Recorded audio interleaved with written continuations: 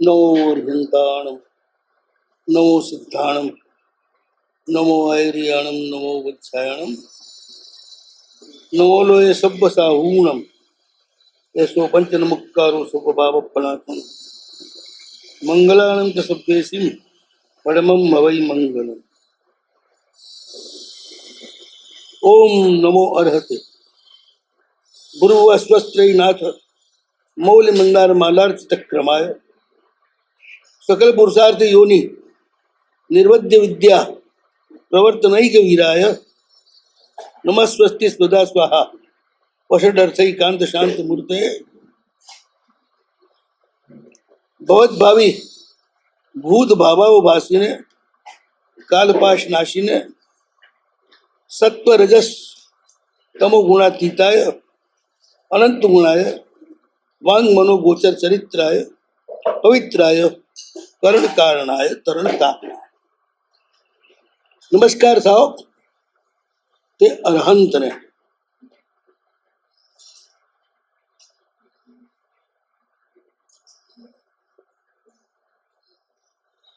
जे सकल विश्व ने योग ने क्षेम द्वारा सुरक्षित करे छे।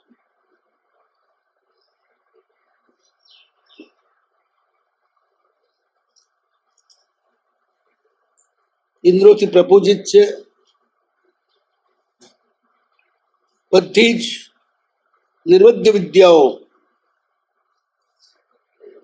एनु प्रवर्तन करनार एकमात्र तेओ ज छे।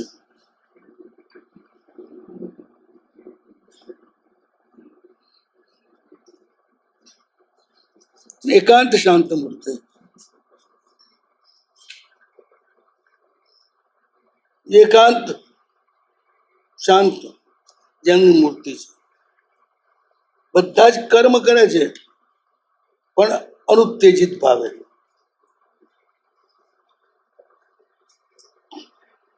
મોટા ભાગે જ્યારે પણ ક્રિયા કરવાનો અવસર આવે ને ત્યારે માણસમાં થોડીક ઉત્તેજના આવે।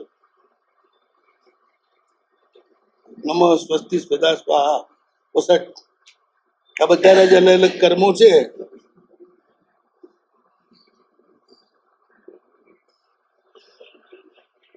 એના માટે એ એકાંત શાંત સ્વભાવવાળા છે। અને ભવતભાઈ ભૂત ભાવો ભાસીને બધા જ ભાવો જેમની સામે પ્રગટ છે કાલ પાશ નાશી। કાલનો જે પાસ છે ને એનો જે આપણે નાશ કરી નાખ્યો।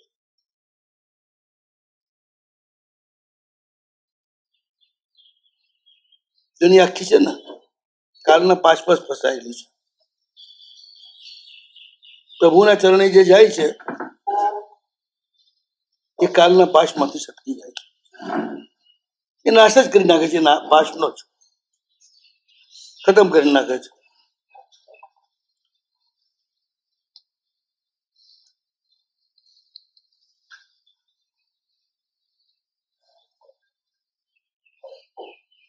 બાલ મૃત્યુ એ જ કાળ છે। જગતના પદાર્થ એનો પાશ એમાં ફસાઈ જાય છે। પંડિત મૃત્યુ એ પાશથી છૂટી જાય છે। તો પ્રભુ કાળનો પાશનો નાશ કરે છે। કાળની અસર આપણા ઉપર થતી નથી અને એના કારણે તે વખતે મળતા પદાર્થો સાથે આપણે બંધાઈ જતા નથી।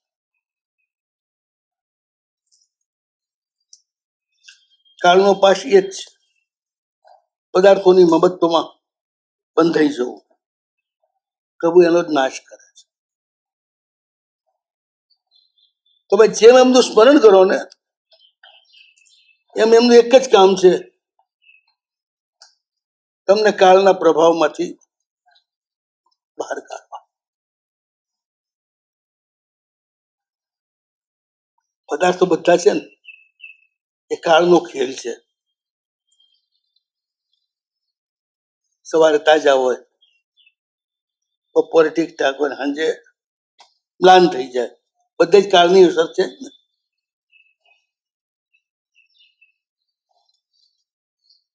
અને એના કારણે જ કાળનો પાસ આપણા ઉપર પડે છે, એ આપણને બાંધી લે છે. અકાળ મૃત્યુનો બી નાશ કરે છે, અપમૃત્યુનો પણ નાશ કરે છે, દુર્ધ્યાન મૃત્યુનો પણ નાશ કરે છે.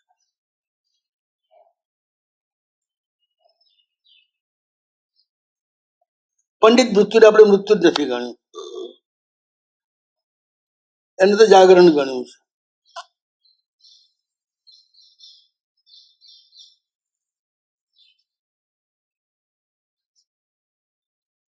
સત્વ રજસ તમો ગુણાતીતાય, ત્રિગુણાતીત છે પ્રભુ.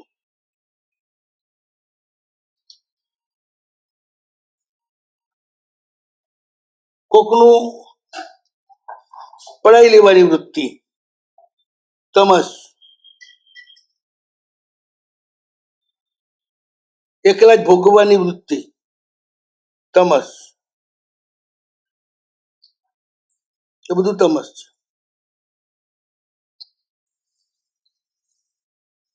પછી રજસ છે. રજસ એટલે સાચવવું ને વાપરવું ને આપવું ને બધું જ. સાચવવું મુખ્ય.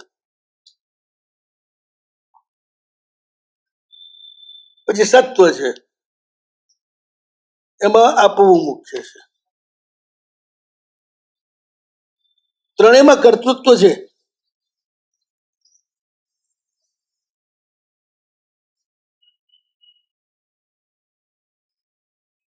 તમસ એટલે વિનાશ, રજસ એટલે પાલન, રજસ એટલે ઉત્પાદન, સત્વ એટલે પાલન.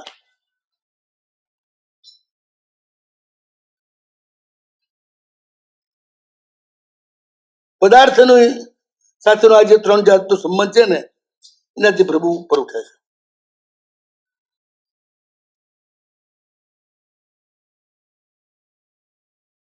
સત્વ પણ ગુણ છે, એ પણ બંધનરૂપ છે. એમાં પણ કર્તૃત્વ આવે છે. તમે દાન કરો,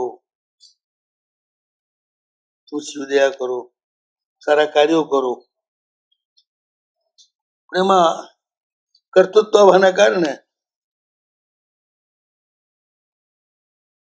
એ બંધનરૂપ ગુણ છે.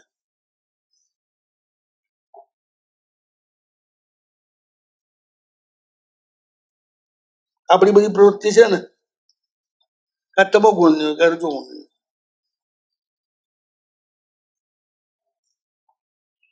અને કા સત્વ ગુણની. પરમાત્મા દેશના દાન વગેરે આપે છે. દાન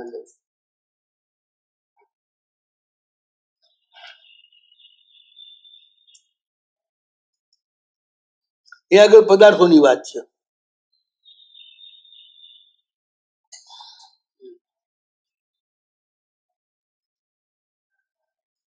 પ્રભુ એવું કઈ કરતા નથી, કશું આપતા નથી.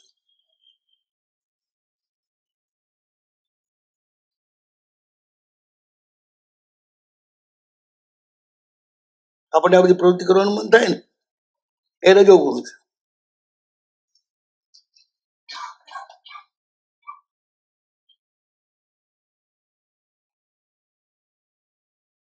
સત્વ ગુણમાં સહજ ભાવે ચૂકવાનું. આપણી જે ત્યાં સુધી સ્થિતિ છે એની ઉપર આપણે નથી ઉઠી શકતા. સહજ ભાવે જે થાય કર્યા તમારે. આપણે કશું ઊભું કરવું નહીં, આવ્યાને ઇનકાર નહીં, અને સુતાને જગાડનાર નહીં.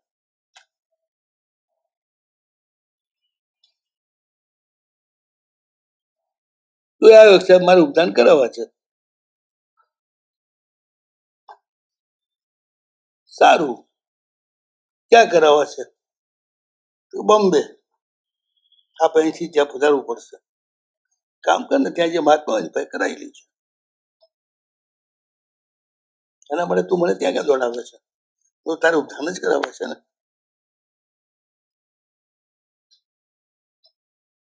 મારી પાસે કરાવવાનું શું મોટા સાંભળ્યા કરા રાખે છે. ત્યાં છે હોય એની પાસે કરાવ. અને આ તારે એટલા કાર્ય માટે અમારે ત્યાં દોડવું.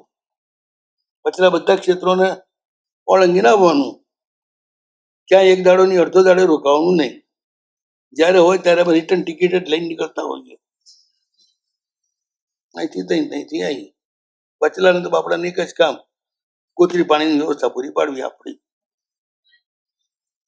એ આપણી 2 દિવસ સત્સંગનું પણ આશા ન રાખી શકે.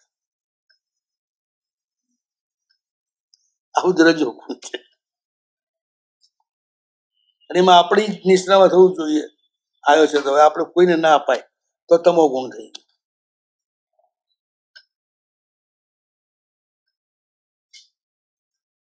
જે છે એની પાસે કરાવી લે તો સત્તો.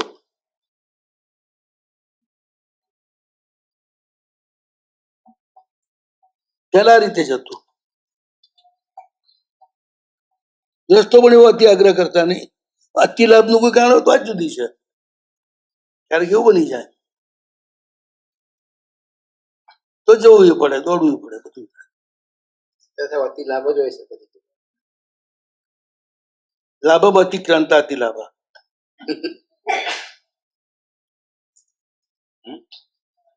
લાભને ઓળંગી ગયા છે. લાભમ અતિક્રાંતા.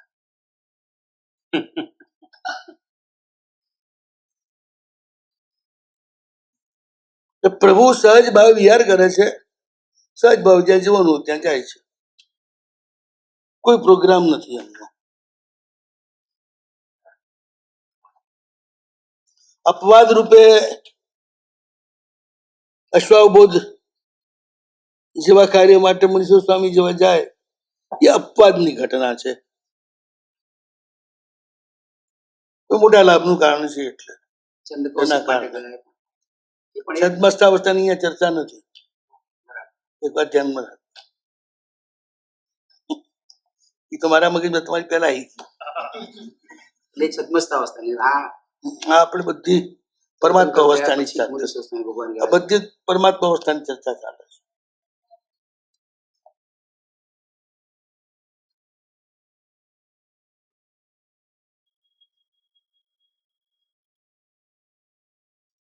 તમો ગુણ વાળો બધું હડપવાનો પ્રયાસ કરે. રજો ગુણ વાળો પોતાનું ખાવાનો પ્રયાસ કરે. સત્વ ગુણ વાળો પોતાનું આપવાનો પ્રયાસ કરે.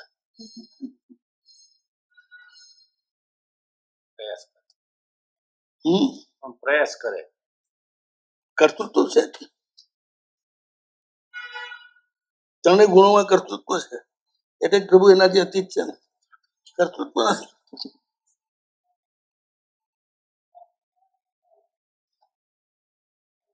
એમને કોઈ પ્રોગ્રામ જ નથી. કરાવવું નથી ઉપદાન કરાવવા, નથી સંઘ કાઢવા,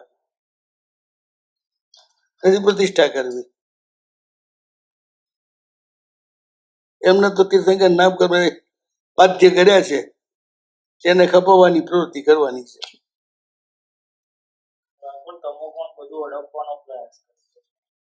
રજો ગુણ જે ભોગવવાનો જ પ્રયાસ કરે, પોતાનું સત્વ ગુણ આપવા માટે પ્રયાસ કરે.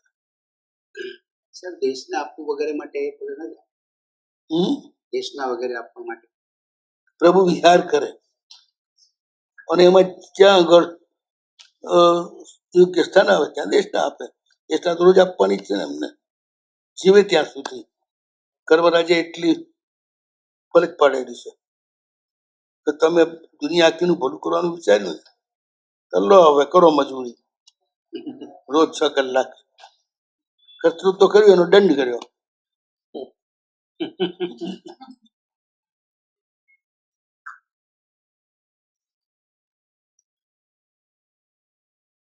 એટલે પ્રભુ દંડ પ્રેમથી ભરે છે. જ્યાં જાય ત્યારે મળી જ જાય બધા શ્રોતા. કોણ? ભગવાન શ્રોતાઓ સાથમાં જ હોય. ટોળે હાથે જ હાલતા હોય. વળી તો આપણી જેમ ગોતવા ના જવું પડે.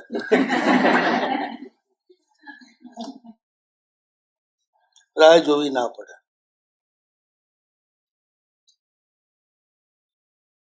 એ તો એમનો ટાઈમ થાય, હવાનો પહેરો પ્રહર એટલે સિંહાસન પર બિરાજમાન હોય દેશને ચાલુ થઈ જાય.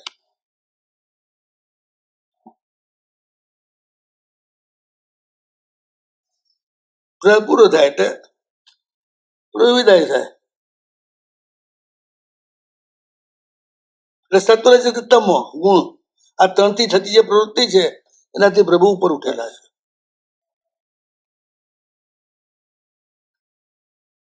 આપણે પણ જે લોક કલ્યાણ માટે જેટલી સાવધ્ય પ્રવૃત્તિઓ કરીએ ને એમાં ઇન્વોલ્વ થઈએ એ બધી રજો ગુણની પ્રવૃત્તિ છે.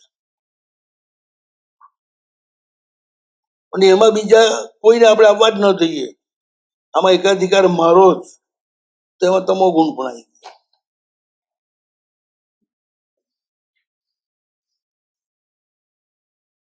જેના કારણે તમને કસાય થાય એ બધી પ્રવૃત્તિ તમો ગુણની ગણાય.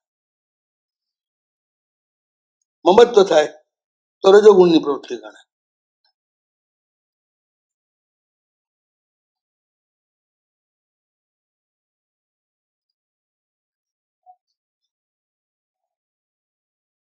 ગામનું મંદિર છે, જીર્ણ થઈ ગયું છે, ઉપદેશ આપ્યો,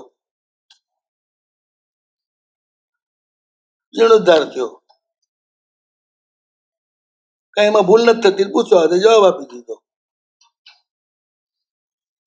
પછી એનો છેલ્લો તબક્કો આવે ઉત્સવી જેનો, ત્યારે લોકોનો આગ્રહ અને આપણે આજુબાજુમાં હોઈએ ને સહજ રીતે વિહારમાં ત્યાં જવાતું હોય તો કામ કરાવી દેવાનું. તો એ વખતે જે એરિયામાં હોય એ એરિયામાં જે માણસ સાહેબ હોય એને બોલાવી દઈને વાત પૂરી કરે. એને ગણતરી કરવાની ના હોય ને કે મારા હાથે આટલી થઈ પ્રતિષ્ઠા ના બધું થયું એ ગણવાનું હોય જ નહીં. હું પ્રવૃત્તિ સાવધ્ય જ છે ને, એટલે આપણે બહુ ઇન્વોલ્વ થવાનું જ નથી, ખપ પૂરતા જ. સંઘને અને સંપત્તિને બેને નુકસાન થતું હોય એટલું જ રોકવાની આપણી ફરજ. એનું કામ વ્યવસ્થિત થાય, ઓછામાં ઓછા આરંભ સમારંભથી થાય એવો રસ્તો બતાડો એ આપણી ફરજ.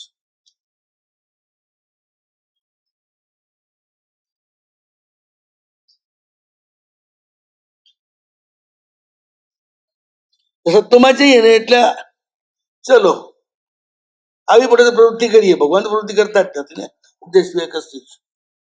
મંડપ અહીં બાંધવાનો છે, ગવ્યો ફલાણું બોલાવવાનો, પેન ફલાણું બોલાવવાનું, વસ્તુ ફલાણો. ભલે આખી વ્યવસ્થા સંઘને ઓછો ખર્ચ કરવા માટે કર્યો, પણ તમારે કેવું પડે ને એટલી એ ના ચાલે. જે લોકો પોતાનું ઘર ચલાવે છે, પોતાના ઘર પૂરેપૂરી કરકસરથી બનાવે છે, બધું કરે છે, એ બધાને આવું ના આવડતું હોય ને એવું આપણે ન માનવું.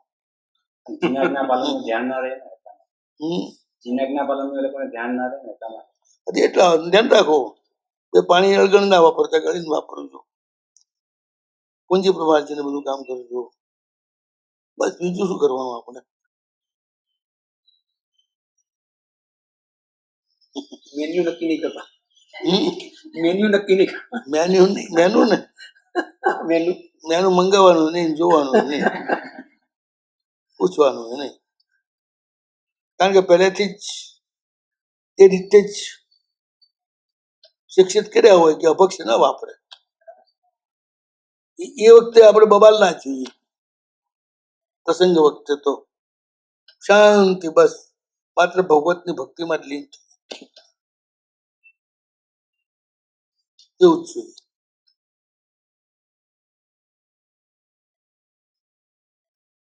સત્વ રજસ તમ ત્રણ ગુણથી જ પ્રવૃત્તિ થાય છે બધી.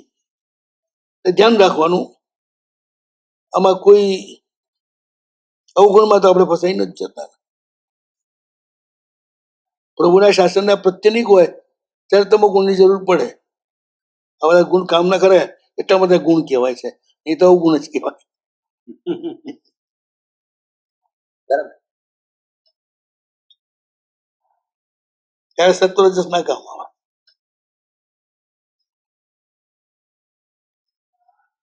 તે રીતે અને ગુણ લખ્યા છે એટલે એ સમજવાનું પાછું. ગુણ તે છે જે કોઈને કોઈ પ્રવૃત્તિ કરાવે. તો ઠેકાણે હોય તે ગુણ દ્વારા શુભ પ્રવૃત્તિ થાય, ઠેકાણે ના હોય તો અશુભ પ્રવૃત્તિ થાય.